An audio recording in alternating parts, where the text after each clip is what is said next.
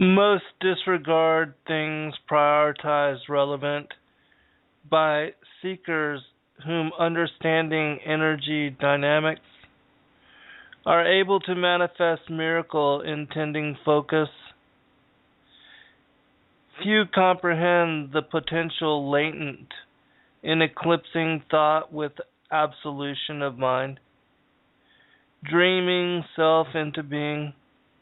Few realize the personal responsibility associated with determining reality, the manifestation of darkness or light, black or white, joy and fright.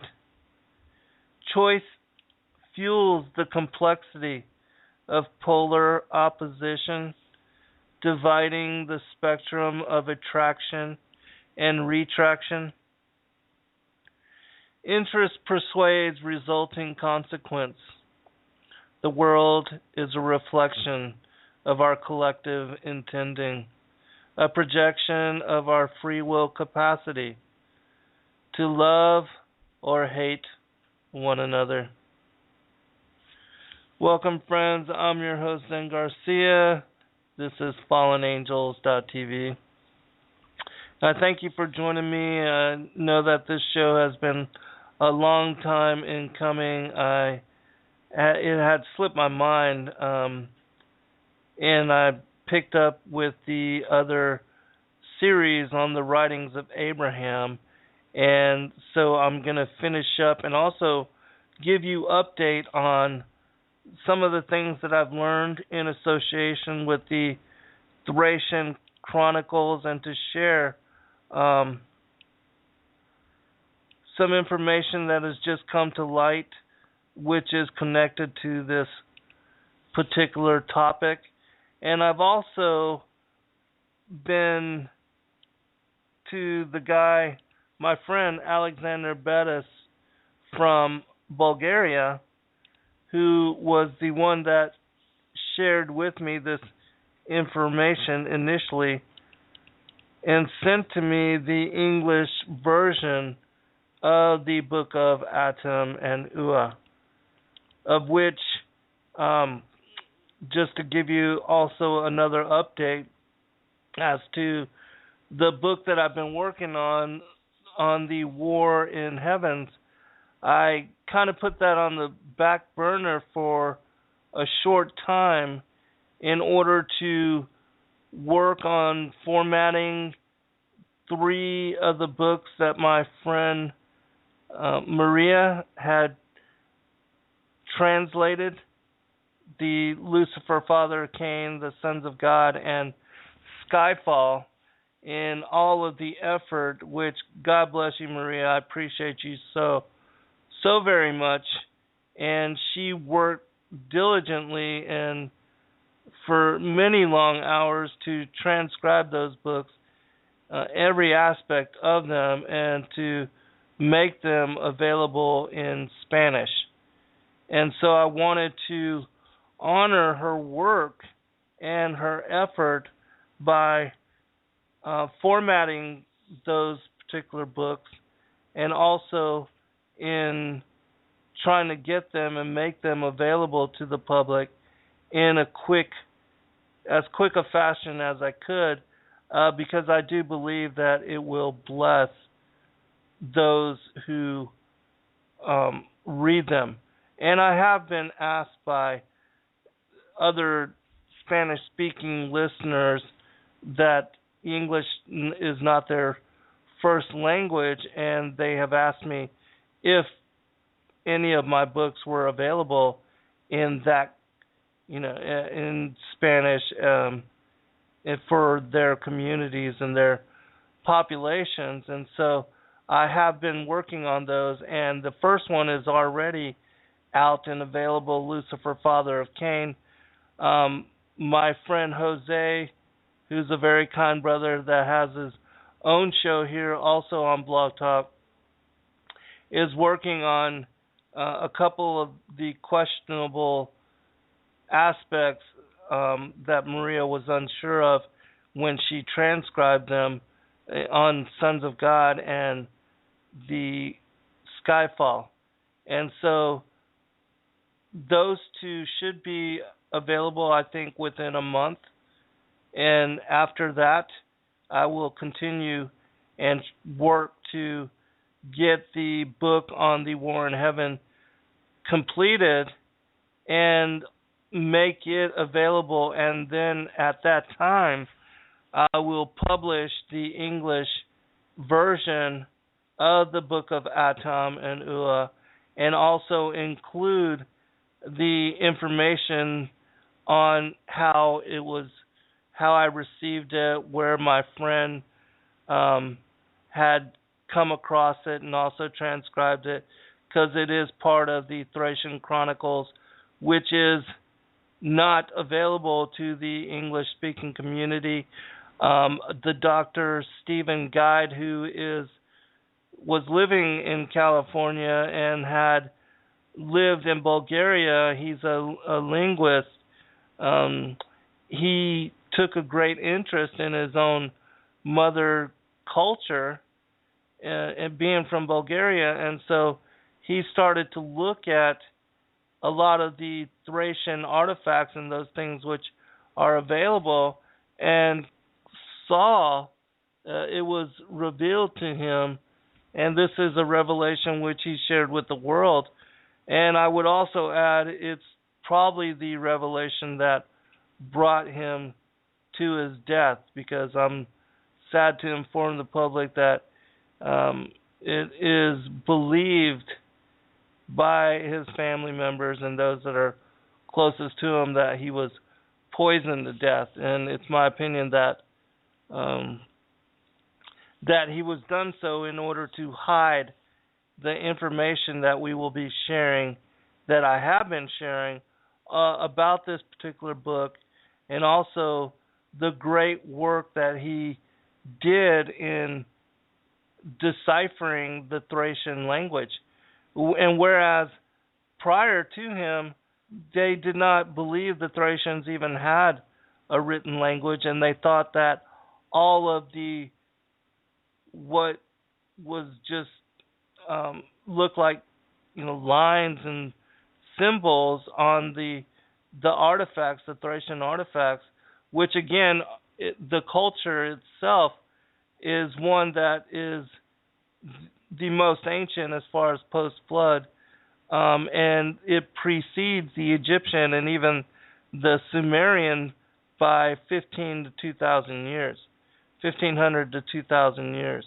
And so, and what we've come to learn since the decipherment of the Thracian script, of which he published 3 books called the Thracian Script Decoded, and you can keyword search that and you can find PDF copies of, I believe it is his first book, which even though it was written in Bulgarian, there's like 40 or 50 pages in the very end of the text that are in English, and the first 2 books do include a portion for English-speaking readers, and that he explains how it was that, in very detailed fashion, how it is that he came upon this revelation, and how it is that he used a lot of the Thracian artifacts in order to come to the knowledge that and the wisdom that he shares within his books. And he explains how seeing all of what most archaeologists just wrote off as just lines and symbols with no particular meaning and no as far as language or any kind of thought-provoking imagery, they just wrote it off as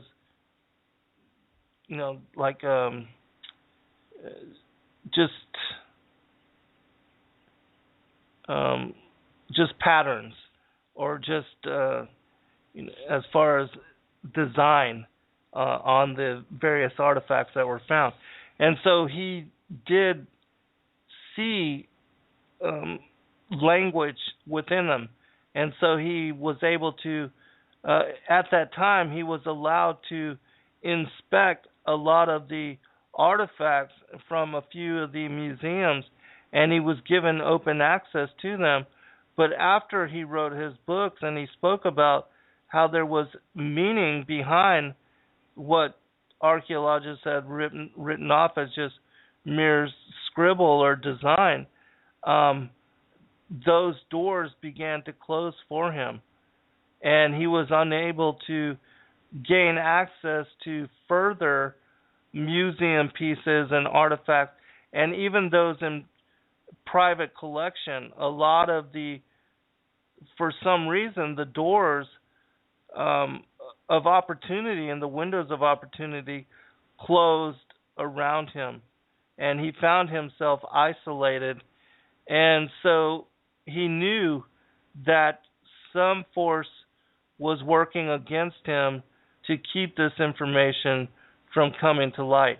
And so today I'm going to finish up reading the last portion of the book of Atam and Eua, which is speaking about the marriage of Adam and Eua, or Eve.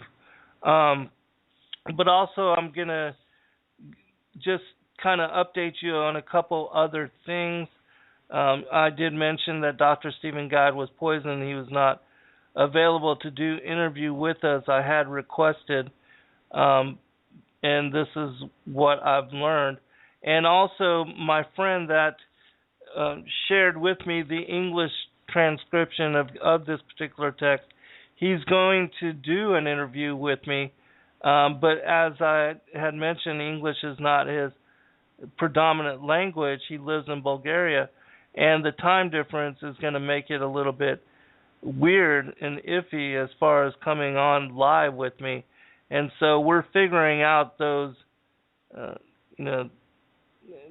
particulars, and then afterwards hopefully he'll be able to join me either here or on our Wednesday broadcast on Revolution Radio. And if any of you have questions which you would like me to ask of him, I'm going to try to give him an outline and to ask him questions in advance so he can prepare his answers and be ready for the interview.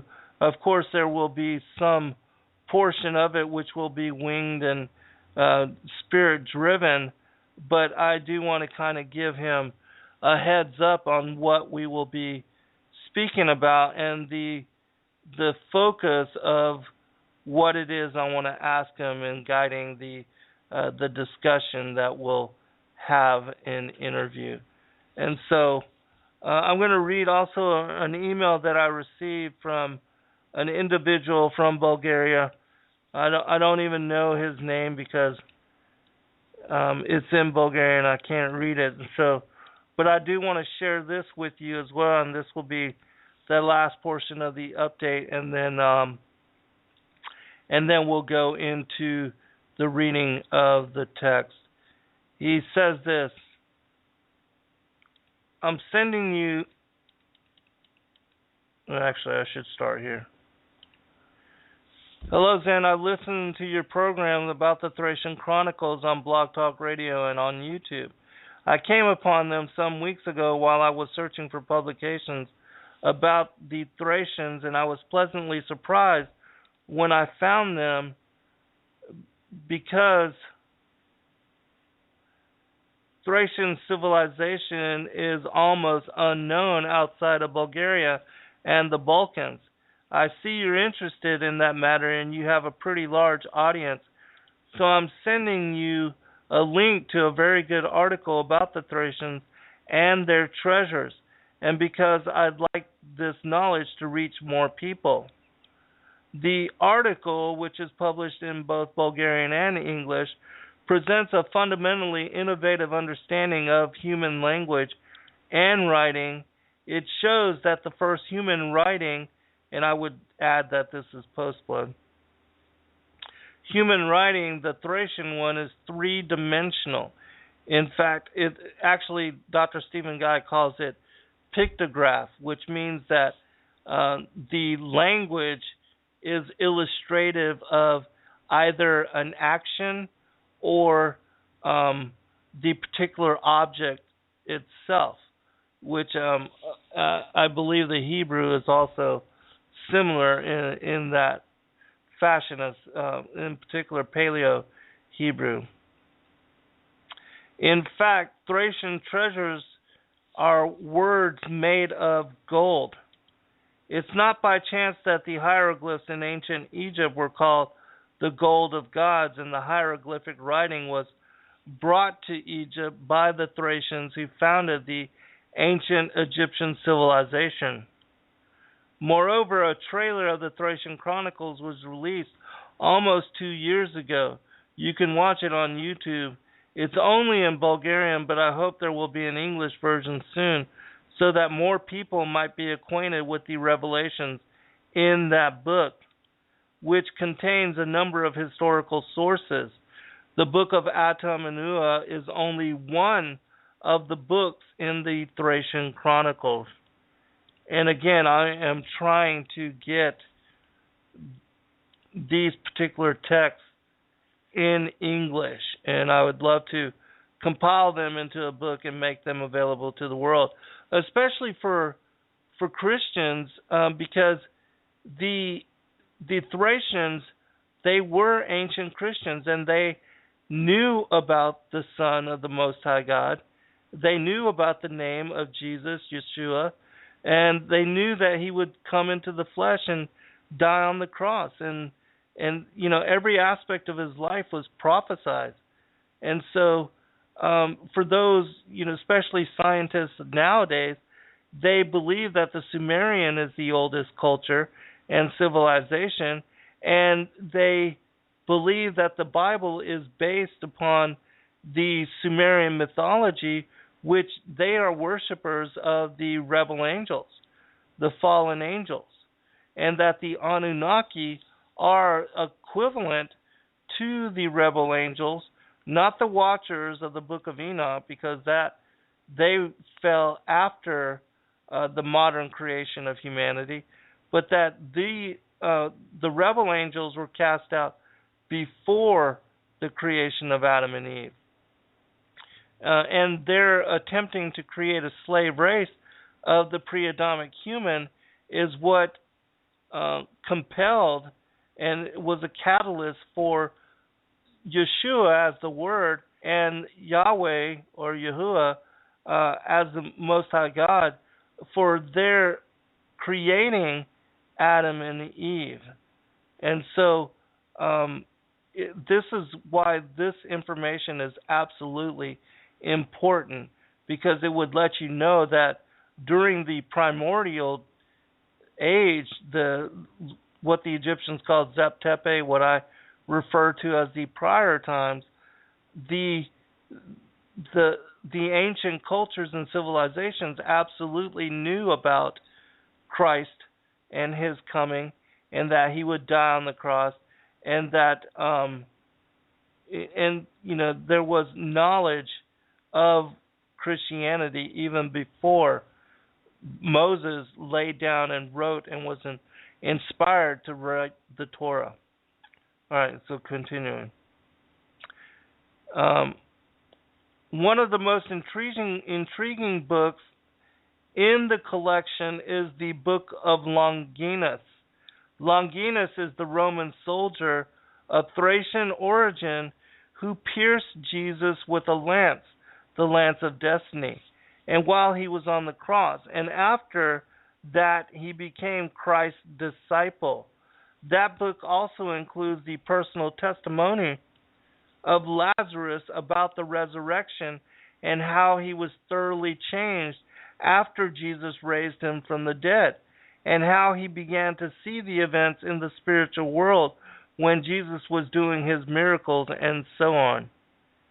And so, would you not be absolutely interested in that particular text and the others that are included in the Thracian Chronicles? I'm going to post a link now to those of you that have access to the chat room. Let me see if this should be a link that will lead you to the text that he is mentioning. And then I'll read the rest of it. The rest of his email. But this is an article on the Thracian treasures. So let me get that to you first.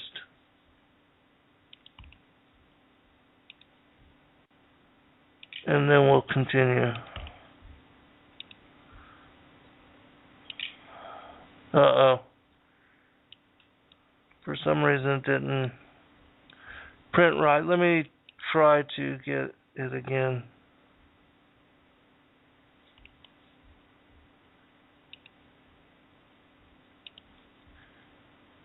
Alright, I'm going to try this again. I don't know, it's not doing right. You can just keyword search Thracian treasures words of gold, and you should be able to find it. It's on a Bulgarian website, and so maybe that's why it's not doing right. I'm not particularly understanding why it won't print. But it is found at eklekti.com. Alright, I'm going to finish reading this message. Alright, he says this. Hello, Zen. I'm sending you this message again because I don't know whether you received it. I listened to your programs about the Thracian Chronicles on Blog Talk. Okay, it's just a repeat, so I'm going to go to the second part. For the moment, the books of the Thracian... I'll actually read what I sent back first so that you can understand his response, and then we'll go into the text. I don't know how I missed your first message, but I'm really glad that you wrote me back, and I would be extremely interested in the other books that you talked about. Is there any way to get them translated into English so that I can read them for myself? They sound truly interesting, and yes, this topic is a great interest of mine, and yes, I'm trying to pursue it as much as I can and in whatever ways God wills. Any help would be greatly appreciated, and yes, please let's share dialogue so that we can enlighten each other about these topics. You seem to be very well educated in this particular area of interest, and so please do share with me all that you know. I appreciate your taking the time to contact me, and thank you for letting me know what you've already shared about the Thracian Chronicles. Alright, he says this. For the moment, the books of the Thracian Chronicles are only in Bulgarian, but we people, and he's part of an institution that translates and is making these texts available in English. He says, but we, people who have expert knowledge in that matters, are working on some translations of the text from Bulgarian to English. Yet you can read some information at the site of the Institute of Transcendent Science. I'm sending you a link to it. Meanwhile, I'll look for more material which could be useful to you.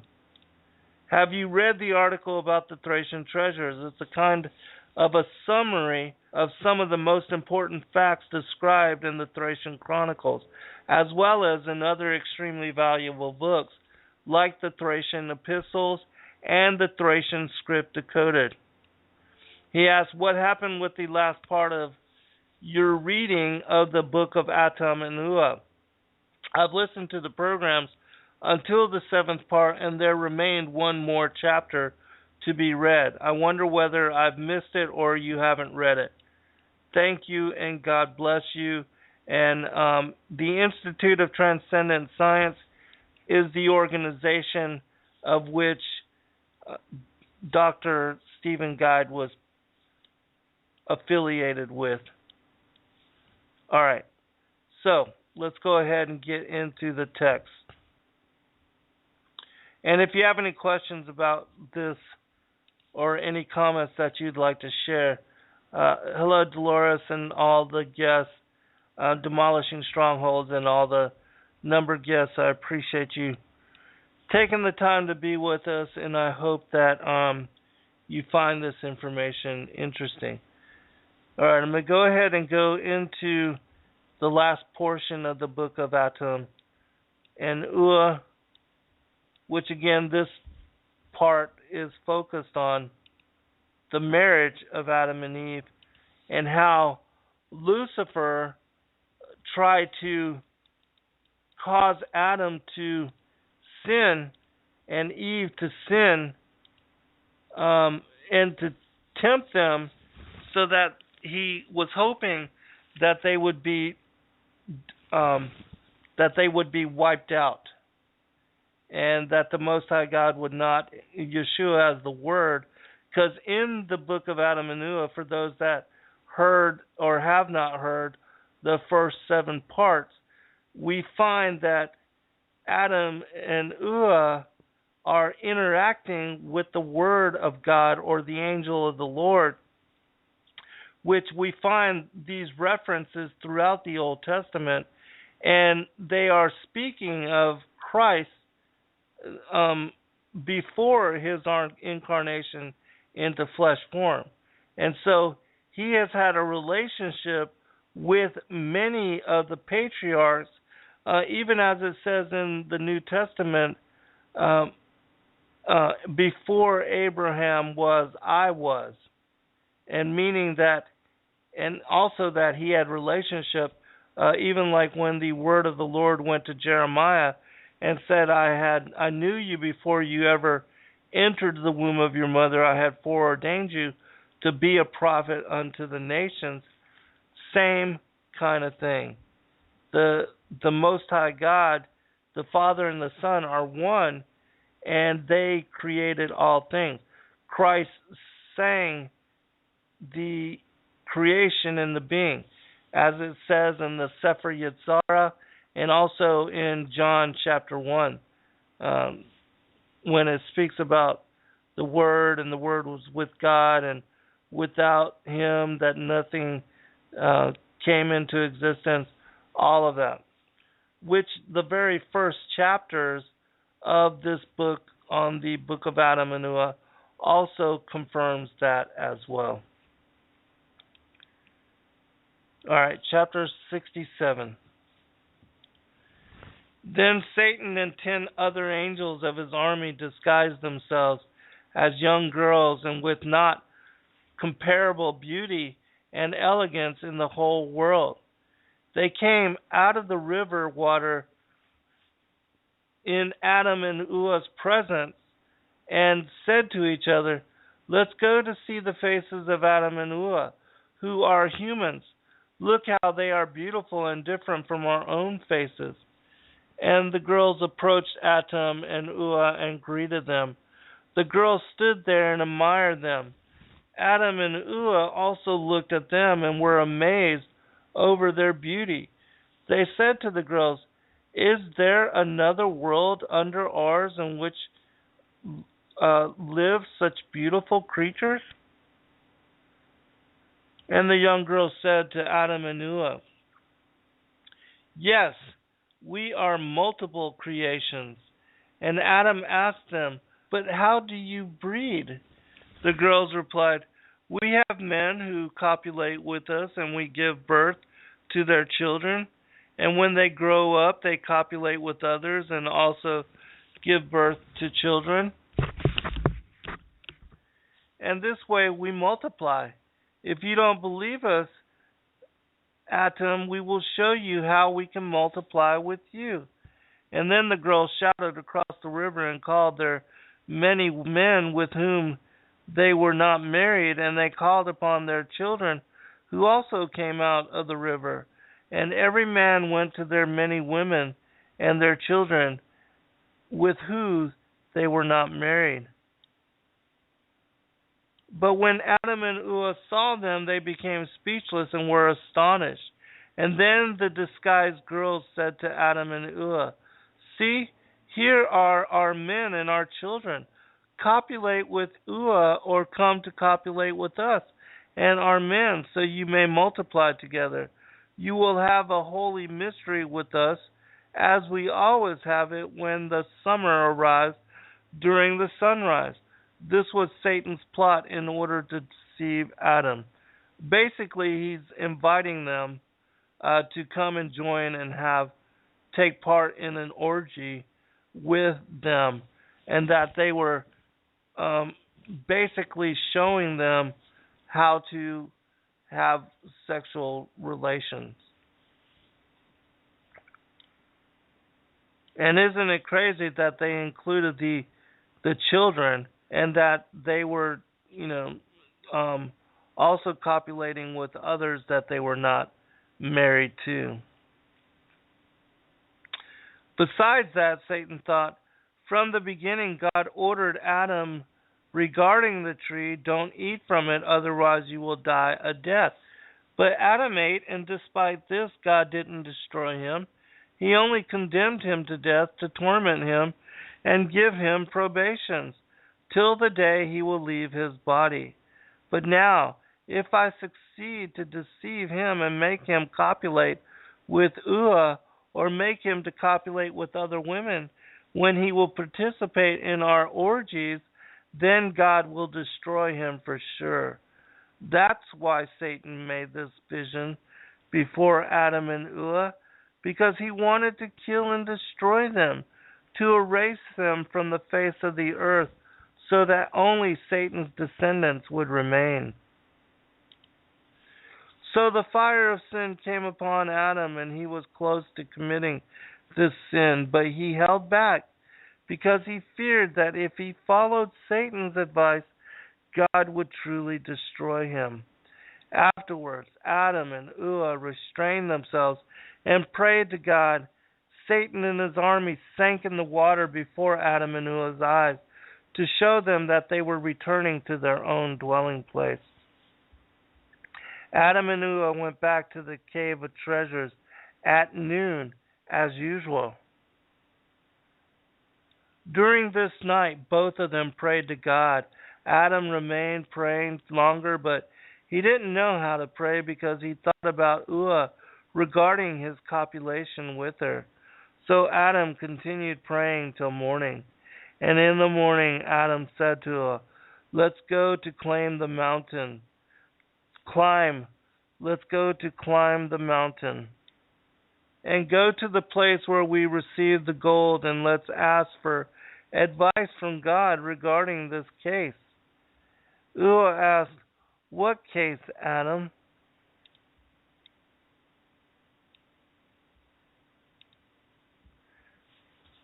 He replied, "To ask God about knowledge regarding my marriage to you, because I will not multiply with you without his permission, and so he might not destroy me and you, because these odd creatures kindled the fire in my heart when they showed us their sinful personification." And Eua said to Adam, "Why go to the mountain? Let's stay in our cave and pray to God here, so he can tell us if this intention is good or not good." And then Adam started to pray and said, "Oh God, you know that we committed a sin against you, and from the moment when we broke your commandment, you deprived us of our bright substance, of our previous bodies, and our bodies became like those of the animals, which need food and drink and have bodily desires." All right, again, for those that have not been following this series, this book also confirms the premise that I have established and put forth in all of my books, Lucifer, Father, Cain, Sons of God, and Skyfall, where I speak about Adam and Eve having been immortal, bright-natured, angelic beings who were created and placed into paradise, and that once they fell from paradise, they came to inhabit bodies of flesh.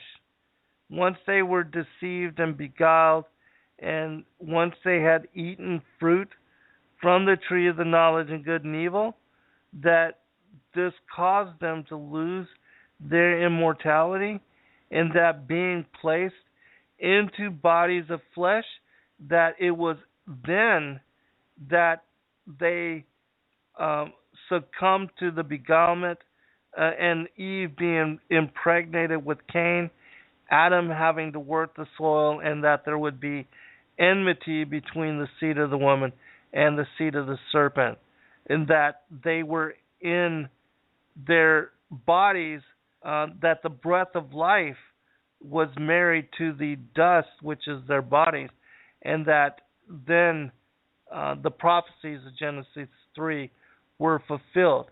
And so this book marks that transition and gives great detail and is very illustrative about their bodies becoming flesh, or that they went from a state of imperishability or of being a spiritual state to one of perishability and to one of third dimensional material form, or what we call the difference between the world of spirit and that of the flesh. O God, order us not to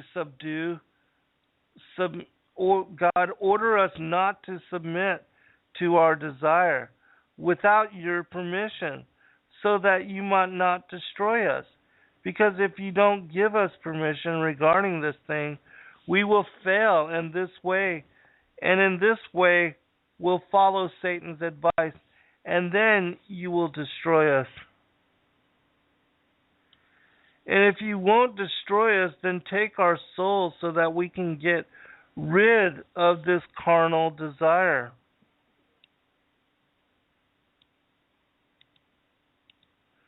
I'm just making notes of some things that need to be changed as we go, so that I can help them fix this text so that it will read right for English speaking readers, and then we can make it available to y'all as public. And if you don't give us commandment, then separate Eua from me and me from her, and place us far away from each other. But again, O God, if you separate us, the devils will deceive us through visions, and will destroy our hearts, and will desecrate our thoughts for each other. And Adam ended his praying.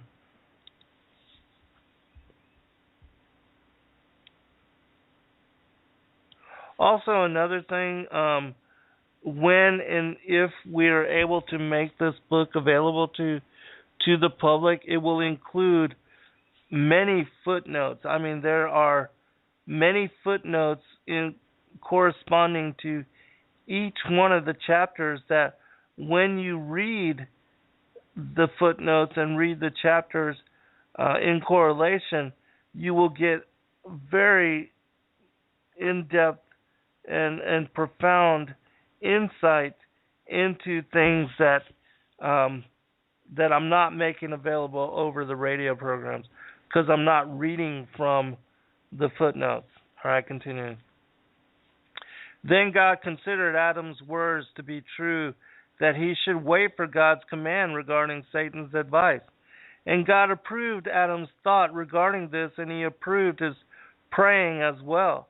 And so God's word, again, that's Christ, Yeshua, came to Adam and said to him, O Adam, if you only could show this cautiousness from the very beginning, before you had to leave the Garden of Eden, which is paradise, and had to come here to this land. After God said this, he sent his 3 angels to Adam, the one who brought him before the gold, the incense, and the myrrh, so they would inform Adam regarding his marriage to Eua. And these angels said to him, "Take the gold and give it to Eua as a matrimonial gift,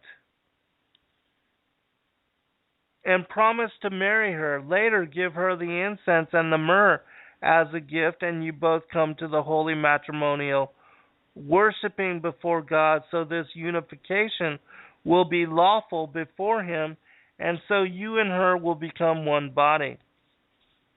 Because every man who unites with a woman without marrying her is committing fornication before the angels. And after he had married her, but unified with another woman without marrying her, is a fornication before God. And every woman who unites with a man without him marrying her is a fornicator and an adulteress, because the woman was created of the man's one rib, but the man was not created of the woman's rib.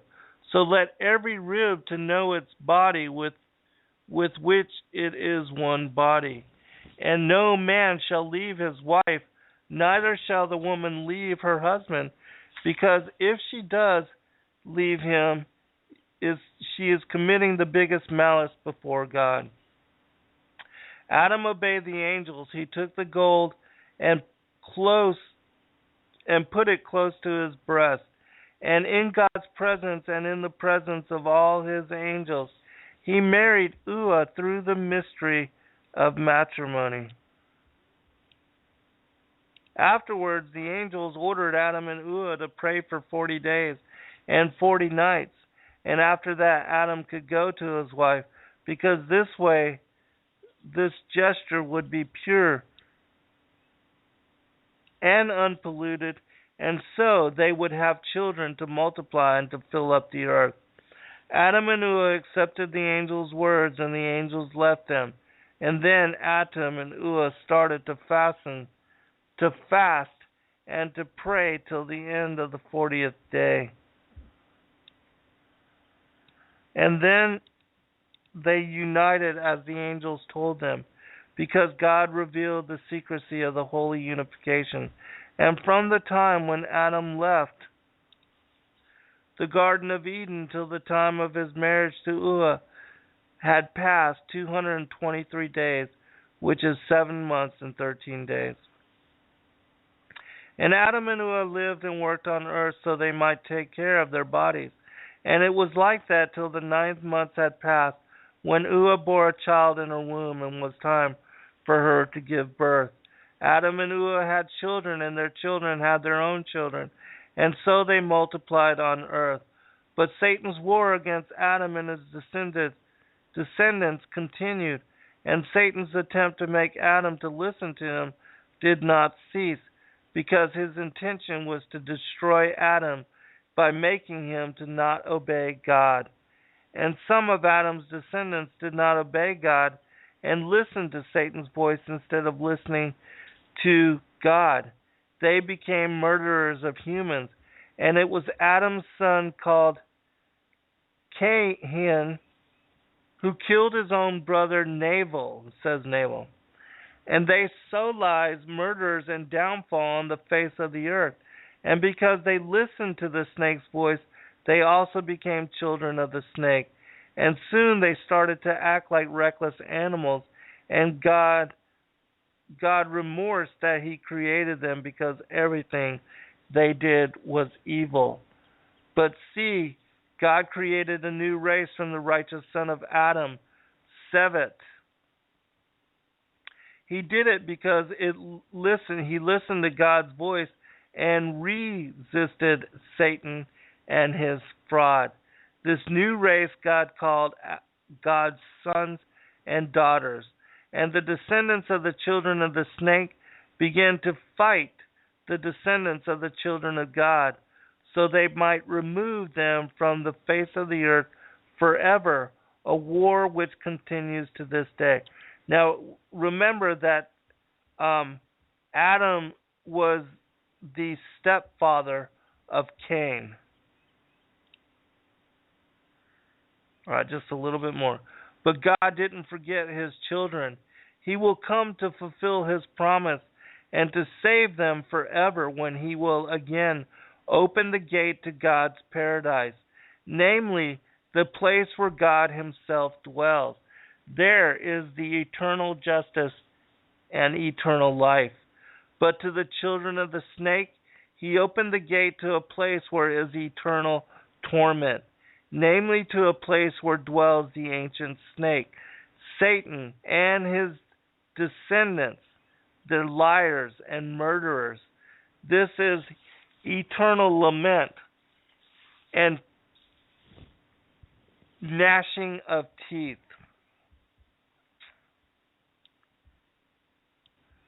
Now remember, in the parable of the wheat and the tares, the harvest, it's also the same thing. The tares are gathered for burning and the wheat are gathered for the barn, which the elect and the righteous, the wise virgins, they are allowed into New Jerusalem. And the picture that we are shown in the Gospel of Bartholomew, when Christ takes Adam and all of the righteous up to Michael and allows Michael to baptize them in the Arturian lake in what was the first resurrection, they were allowed to go into the city of God, New Jerusalem. And that even when Paul, during the time of Paul, when he is allowed to visit and to go up through the 10 heavens, he finds that the city of New Jerusalem is already populated by the patriarchs, those from Adam to the thief that died on the cross, and that they are already living and dwelling within New Jerusalem. All right.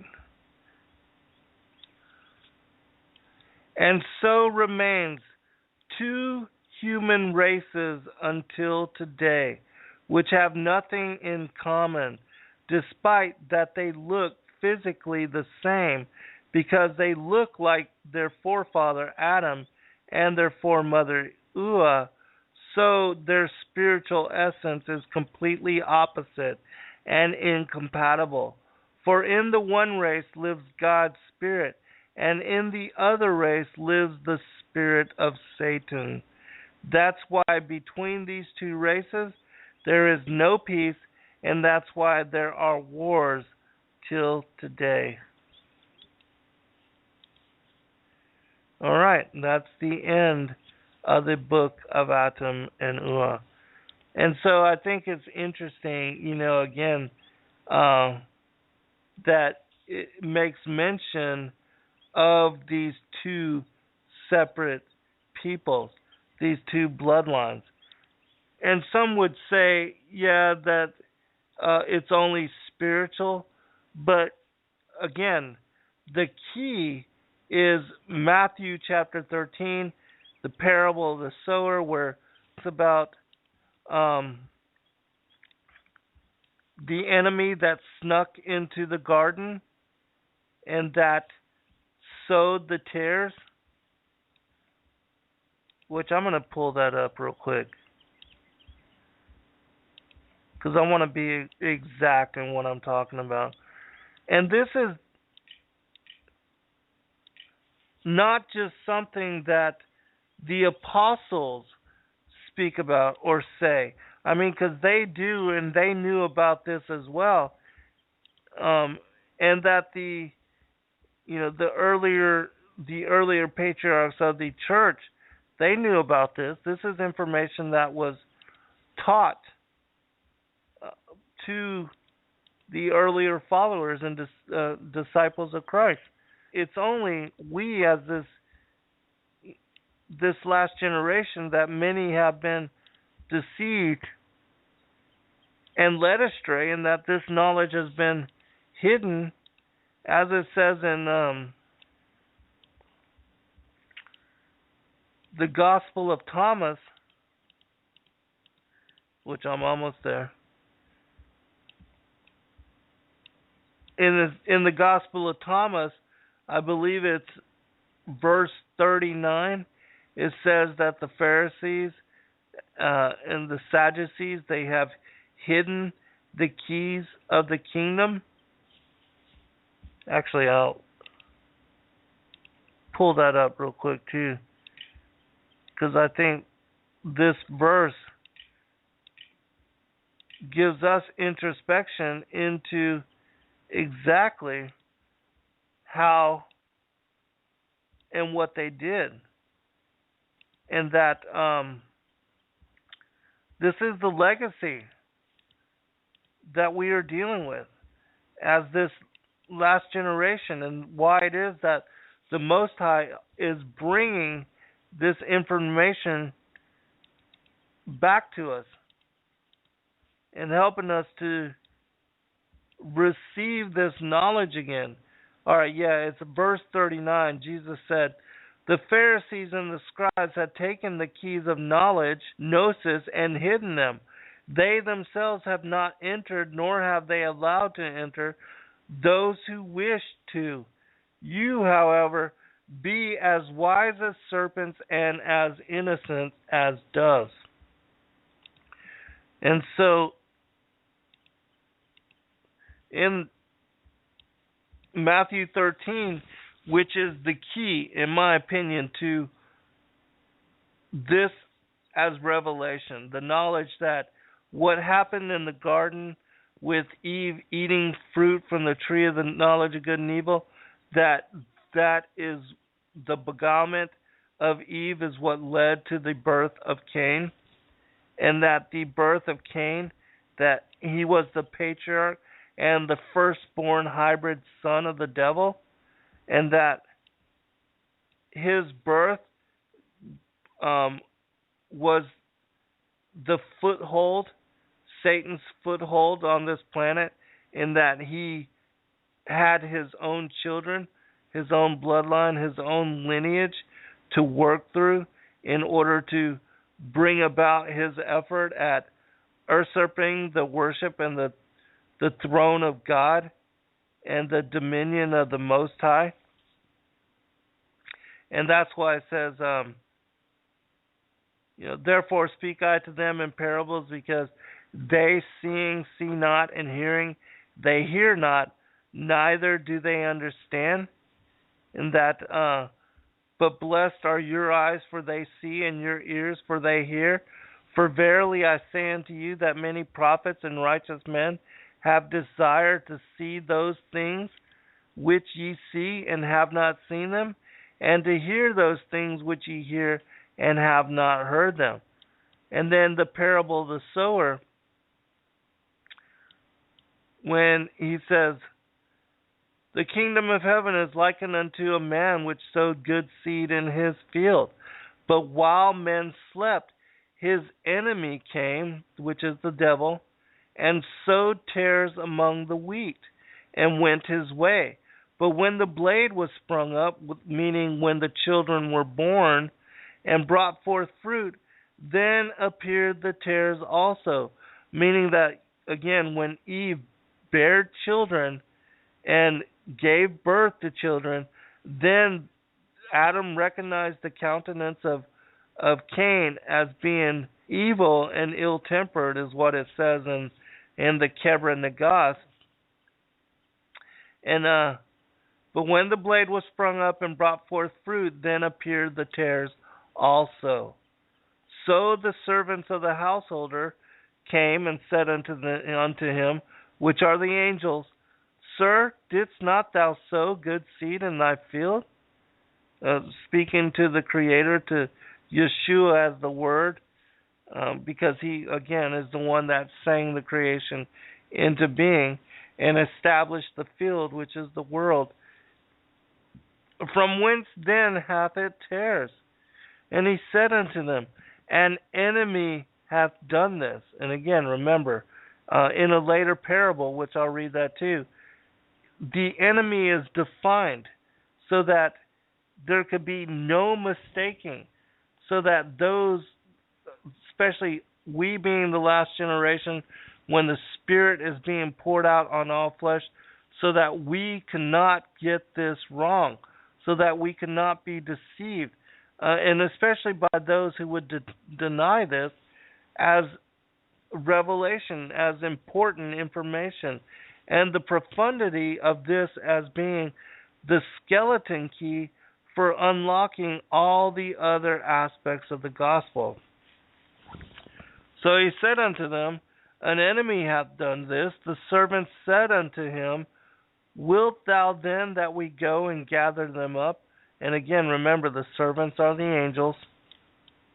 But he said, Nay, lest while ye gather up the tares, you root up also the wheat with them.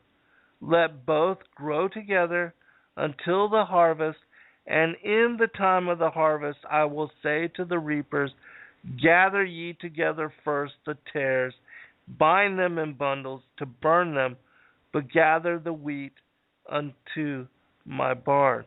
Now, again, the end of days, when the tares and the wheat, for those that don't know and have not looked into this, the tares resemble the wheat until the time of the harvest. And in the time of the harvest, the wheat bends from the bounty of its fruit, or from its seed, from its crop. But the tares, because they do not have good substance, the meat or the fruit, or the portion which food is made from, and the part that they do create, if it gets into the wheat, like if somebody accidentally allows one of these tares to get mixed up with bundles of wheat, it's so sour and it's so toxic and poisonous that it will leaven the whole. It will corrupt the rest. And so because it isn't laden with this bounty, it stands straight up. It will not bend in the wind. It doesn't take a humble posture, which is, in my opinion, the Most High God made the wheat and the tare as representation of the sheep and the goat, the wise and the foolish virgins, also, to the righteous, those that follow the narrow way, and those of the wicked, and those that follow the broad path of destruction. And that Lucifer, in his vanity, when iniquity was found in him, it was because he was jealous of the Son, and he wanted to be like the Most High. He was proud and arrogant, haughty in his pride, and so he wouldn't assume a servant's role. He wouldn't assume which all the angels were created to be servants to the Father and to the Son. Even the Holy Ghost, the Holy Spirit, it is a servant unto the Creator, to the Son, and to humanity. But Satan and the other rebel angels, the 1/3 that joined him, they wanted to be as gods themselves. And this is also the reason why, Adam and Eve fell and lost their bright nature and were put into bodies of form, put into flesh. And so the distinction, the differentiation between the wheat and the tares is a reflection as to how it is and why it is that the rebel angels fell from grace and lost their place of habitation, lost their first estate, as is mentioned in the book of Jude, and that also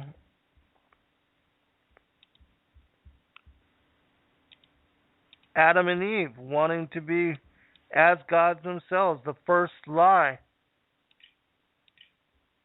that Satan told them. it was that thing also that caused them to fall from paradise, to lose their first estate, to be cast out. I'm looking for that in the book of Jude where it says that.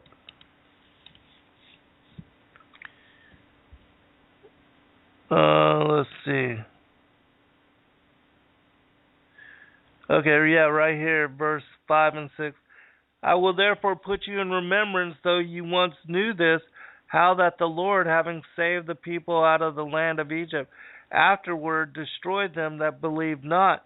And the angels which kept not their first estate, but left their own habitation, he hath reserved in everlasting chains under darkness unto the judgment of the great day.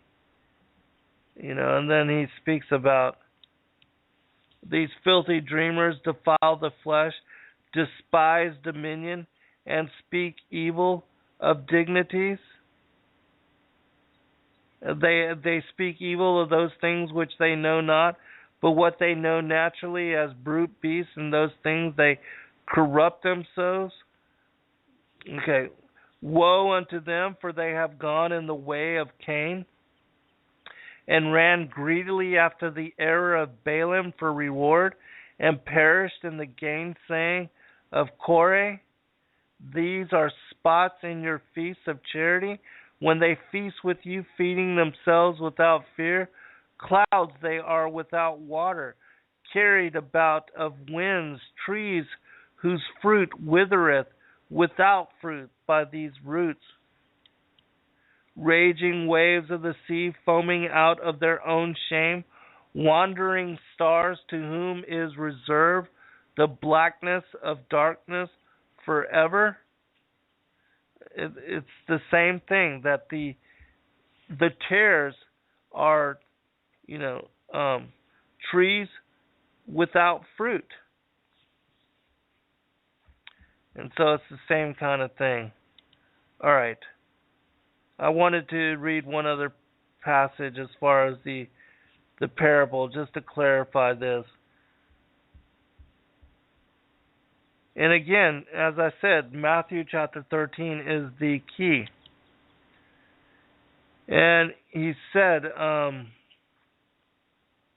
all these things spake Jesus unto the multitude in parables, and without a parable spake he not unto them, that it might be fulfilled which was spoken by the prophet, saying, I will open my mouth in parables, I will utter things which have been kept secret from the foundation of the world. And so these things that he's talking about now, with the knowledge of the sower, an enemy had sowed the tares, are things which have been kept secret since the foundation of the world. Things which the Canaanite, the seed line of Cain, the sons of Belial, the children of darkness, that they have tried to hide from we as these sons of Adam, to keep us in darkness and to make us not realize as to their attempts to deceive us and to war against us covertly from the darkness, from the shadows, and for us to not even know about this war and to not realize what they are doing. And so that's why most are in the dark about them, about this other bloodline, about this other seed line. And that so many have no idea that there is this war ongoing between these two people. And that there is a people here upon this planet that is dedicated to evil, that does not worship the same God as we do, but that they are worshippers of their fathers, the fallen angels, the rebel angel, and to Satan, who is over the bloodline of Cain. All right, two last things to share with you. Finally, after the multitude of whom Christ is speaking to them in parables, again, because he says, "Speak I to them in parables, for they seeing see not, and they hearing hear not, neither do they understand." Once he sends the multitudes away, and his apostles come up to him and ask him directly, "Declare unto us the parable of the tares of the field." He answered them, and he's speaking to them directly, without parable, without trying to, without riddle, just plain as day. He tells them, he answered and said unto them, "He that soweth the good seed is the Son of Man," meaning that the Son of Man, Christ, Adam was created in the image of the Father and the Son, the Trinity, where it says, "Let us make man in our image." That's the Holy Trinity. And that Adam, being made in the image of the Most High God and the Word of the Lord, or the Word of God, the angel of the Lord, which is Christ, or as the Gnostic texts speak of him as being Adam of light. Adam, the sixth day Adam, made in his image, is called Adam of paradise. That Adam was made and is the progeny, the direct descendant of God, as it says in Luke 13, in Luke chapter 3, verse 25 through 38, and it says that Seth, and then it doesn't, no mention of Cain and the lineage of Christ, and then it says that and Seth is the son of Adam, and Adam is the son of God. The field is the world. The good seed are the children of the kingdom, but the tares are the children of the wicked one. Again, he's associating the tares here with the parable of the sower. The enemy that snuck into the garden and sowed the tares. The tares are the children of the wicked one. John chapter 8, Cain, who is of that wicked one. The enemy that sowed them is the devil. Absolutely clarifies it all for you right there. And those that deny this, you can't deny this. Alright, somebody keeps messaging me, but I just want to make sure. I'm only going to cover two more things real quick. The enemy that sowed them is the devil, the harvest is the end of the world, and the reapers are the angels. So again, the association of the wheat and the tares, the parable of the wheat and the tares, with the end of the world, and to the division of the wheat and the tares, and why it says in the parable of the sower, allow both to grow together until the harvest, because the lifetime of the wheat and the tares, that it would be that life that would make the distinction clear, and the determination as to which one is the wheat and which one is the tare, absolutely clear. And so the angels, who are the reapers that are sent out at the end of the world, at the harvest, at the second coming of Christ, they will know exactly who is a tare and who is a wheat. As therefore the tares are gathered and burned in the fire, so shall it be in the end of this world. The Son of Man shall send forth his angels, and they shall gather out of his kingdom all things that offend, and them which do iniquity, because they will be the tares, and shall cast them into a furnace of fire. There shall be wailing and gnashing of teeth, And then shall the righteous shine forth as the sun in the kingdom of their Father. Who hath ears to hear, let him hear. Meaning, again, it goes back in association to that passage.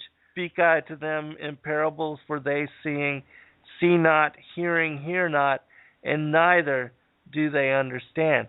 And so those that do not have or discernment on this revelation, those are they that hear not, see not.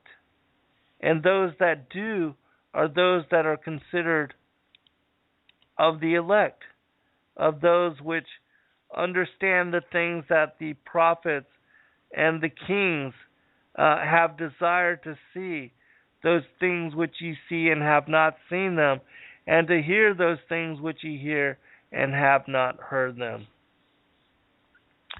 All right, one final thing. Let me check the chat room real quick.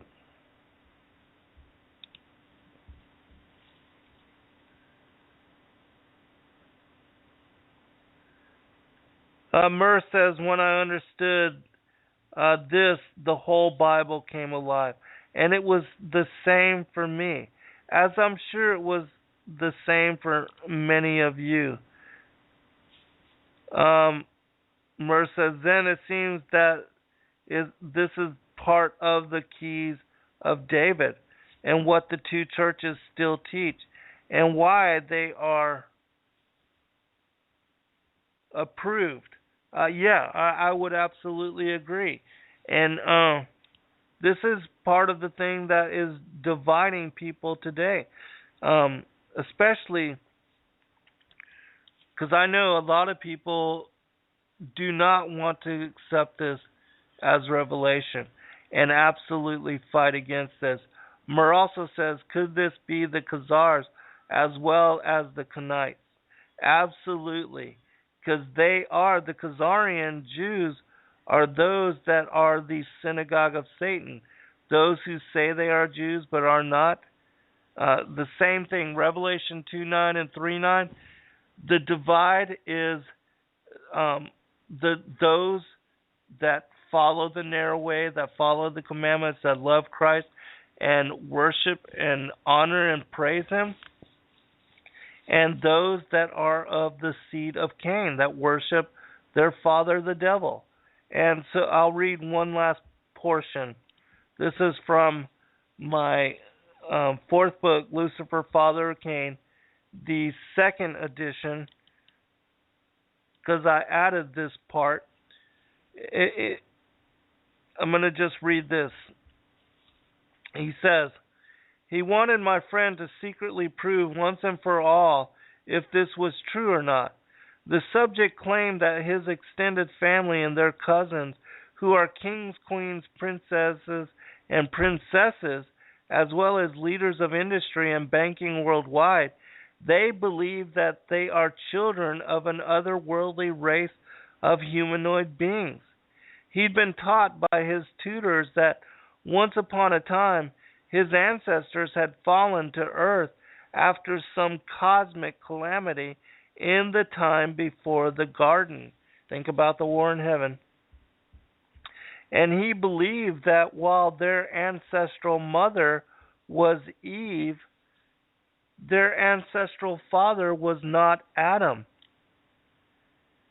He was torn to know if a child of Cain was actually genetically different and whether he could be saved. Again, this is one of those elites that hired this geneticist to see if his genes, his genetics, his DNA was different from the sons of Adam. He thought of the Vatican's pronouncement that the aliens are our cousins, and the Vishnu teachings of a time when gods flew in spaceships and destroyed whole cities in a single blast. He even had notes about Elijah being caught up in a chariot of fire. Maybe he had misread or misunderstood the entire history of his Bible. Maybe from Genesis to Revelation, it was about some far more tangible and real fallen angel alien cousins than the ghost-like destroying angels he'd always pictured in his imagination. It only matters what they believe, because our original subject and his relatives, they believe they are from an otherworldly race of humanoid beings, but not only human only, hybrid human, more than human, superior alien human. Our subject and his kin had been taught by their families that their ancestors had fallen to earth after this cosmic calamity, and he believed that their ancestral mother was Eve, but that their ancestral father was not Adam. They believed that they were our humanoid cousins, superior, hybrid, half alien, and only half human. They once reigned from Olympus and were pharaohs. Whatever the real truth of their history, their belief is the driver of their action. Being believers, they will continue to operate in accordance with their belief in the laws of alien Darwinian type survival. That's why they interbreed, to maintain the purity of their bloodline. That's why they secretly meet and connive to pass power between themselves. And that's why they must fool the rest of mankind into wars of self-destruction and death, so that we may be forever enslaved to their lust on this prison planet till death do us part. More than afraid, they know in their hearts this is a fight for survival. The fight for survival. It had begun, just as my friend had said, as a murder investigation, starting with the first murderer, when that Luciferian demon dad had first whispered of the evil deed to his willing child, Cain. It continued down through the time, the sons of Adam fighting for survival and destroying the alien giants in Canaan land, David and the hybrid Goliath and his 4 hybrid brothers, and all the hidden true believers since, hiding in plain sight, so powerful, so important, yet so afraid. These earthbound half-cousins of ours continue to laugh, but it is a nervous laugh at that, as they have a joke or two at our expense, recreating their lying father's fall to earth and flashing their heretofore secret gang sign, hand signs to each other, right in our face. I know how dangerous their beliefs are, because they are being driven by their beliefs, taught to them by their real alleged father, the father of lies. And even now he knows the truth and whispers in his initiate's ears, just as he did in Cain's ear, the sons of Adam, as long as they live, they are dangerous. And so for those that are not familiar with that, that was a Steve Quell release, an alert that was released by this individual who inherited the DNA investigation of his friend that was murdered, that was hired by one of these elites that was mentioned, that was taught by his ancestors that they were of the serpent, that they were different and superior than the sons of Adam, and that they had special uniqueness, that they were the chosen ones, and that they had the divine right to rule over the rest of us and to be as they wanted. Yes, it's called the box of chocolates. And anyways, I published the whole account in my 7th book, Skyfall. It's chapter 12 in that particular text. And I also print in the 2nd edition of my 4th book only the most relevant portions of that particular investigation. Because again, the elites know who they are, and they know that they are children of the serpent. And as it said in that dialogue, that's why they interbreed. That's why they are are special in their relationships amongst their families, and that they marry cousins, even at the point of risking being schizophrenic or having some kind of genetic anomaly. That's why they do all the things that they do. That's why they worship Lucifer, Satan, because he is their father. That's why they hate us and war against us and poison the food, and that's why they abuse their own children and have just abominable behaviors. Why they offer even their own children in sacrifice to the devils to get favor from Satan and to get ahead in various different ways. It's just absolutely strange to us. What is the driving force of their actions? When we have this revelation, the whole Bible, as Murr says, totally comes alive. And then we can understand why it is that it's written by all of the patriarchs, whom begot whom, what father had what son, and how these lineages and how these bloodlines have been written into so many of the Old Testament texts and pseudepigraphal and apocryphal texts like Jasher and Jubilees, and so many of these texts cite these lineages in great detail. And once we understand that, yes, there are two children, two peoples, two bloodlines, two lineages here, all of that clicks into place. It all is relevant and absolutely makes sense why they did what they did, and why it seems just completely redundant and totally unnecessary to those that do not have this discernment.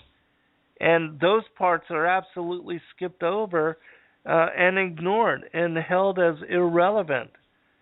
But those of us that do know, that have the discernment on what happened in the garden, how it led to the birth of Cain, that the beguilement of Eve was as consequence it resulted in the birth of the firstborn, scion of the devil, the seed of the serpent, the children of perdition, the children of darkness, the sons of Belial, and all those that are even now plotting against us, working in covert, in secret societies, through fraternities and sisterhood, to bring forth the New World Order and world government, and that are working together in controlled opposition to push forth an agenda and to lead this world into the order out of chaos that they so secretly desire. And so with that, I wish all of you well. I thank you for joining me. I pray for you and your families, your loved ones, your children, that the Most High bless us all of us in revelation, helps us to come to discernment of the truth so that we cannot be deceived, and so that we are wise as serpents and innocent as doves. God bless all of you in your seeking. In Yeshua, in Yahuwah's name, I pray. Till next week, God bless all. Join me again this Wednesday. I'll be doing a follow-up on the Emerald Tablets. Be blessed in Yeshua's name. Good night, all.